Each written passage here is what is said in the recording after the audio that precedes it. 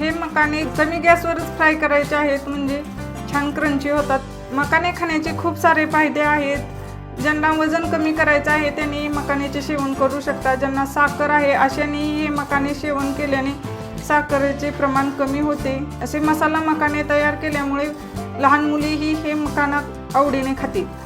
मकाण्याला मसाला छान कोट झाला आहे। इथे तुम्ही पाहू शकता एक मकाना असा फोडून पाहायचा आहे, लगेचच असं तुटतो। याचाच अर्थ आपले मकाने तयार आहेत, खूप क्रंची झाले आहेत।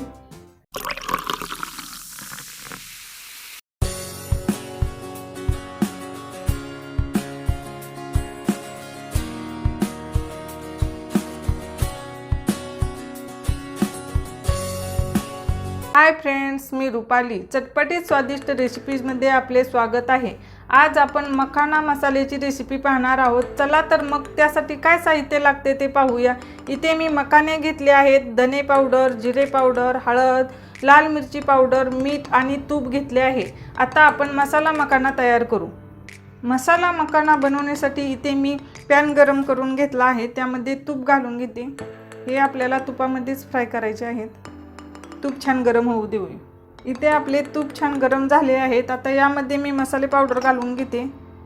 गॅस कमी करून घ्यायचा आहे, नाहीतर मसाले जळतील।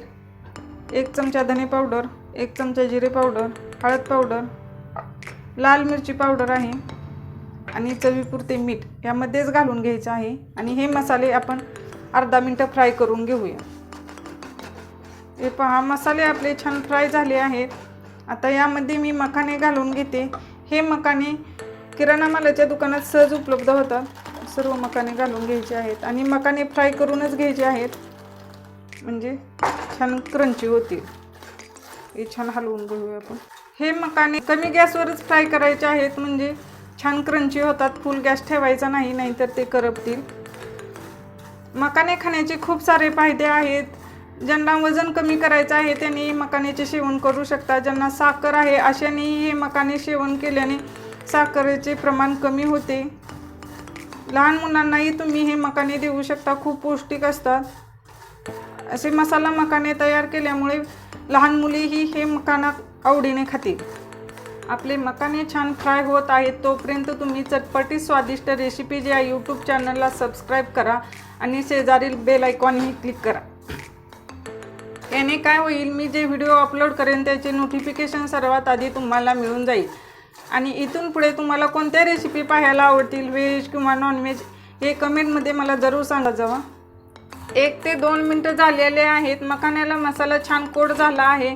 इथे तुम्ही पाहू शकता एक मखाना असा फोडून पाहायचा आहे, लगेचच असं तुटतो। याचाच अर्थ आपले मखाने तयार आहेत, खूप क्रंची झाले आहेत। आता मी गॅस बंद करून घेते आणि हे मखाने सर्विंग बाउलमध्ये काढून घेते। एकदम टेस्टी आणि पौष्टिक असे मसाला मखाना बनवून तयार आहे। तुम्ही हे मसाला मखाने लहान मुलांना देऊ शकता, त्यामुळे त्यांचे हाडे मजबूत होतात। तुम्ही हा मसाला मखाना नक्की ट्राय करा आणि कसा झाला ते कमेंटमध्ये सांगायला विसरू नका। सो रेसिपी आवडल्यास चटपटीत स्वादिष्ट रेसिपीज या यूट्यूब चॅनलला सबस्क्राईब करा। पुन्हा भेटूया अशाच नवीन रेसिपीमध्ये। धन्यवाद।